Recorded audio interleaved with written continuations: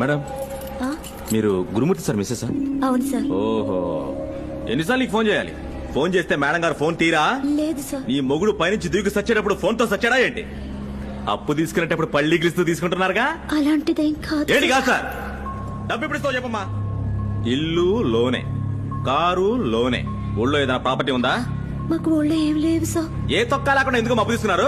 అందరూ మనల్ని చూస్తున్నారు సార్. చూడండి. 2 నెలలు టైం ఇవ్వండి ప్లీజ్. నీ మొగుడిలాగా టైం అడిగాడు, పైకి పోయాడు. ఇప్పుడు నువ్వు టైం అడుగుతున్నావు. నువ్వు పైకి పోతే నేను ఆ డబ్బు ఎవరి దగ్గరికి వసూలు చేసుకోవాలి? సార్, ఎలాగైనా ఇచ్చేస్తాను. చదువుతావా? అలా నుంచి దిక్కులు చూస్తున్నావు. మా ఏమైందబ్బాయి? పిల్లని చూసుకో, ఇప్పుడే వస్తా. మర్యాదగా తలుపు తీయలేదనుకో. ఎవరైనా నువ్వు ఉద్యోగమా? ఉద్యోగమా రది? 5 బ్యాంకుల్లో 9,000 కోట్ల అప్పు చేసి విజయ్ మాల్యా విదేశాలకి విహారయాత్రలు వెళ్తుంటే వాణ్ణి పట్టుకో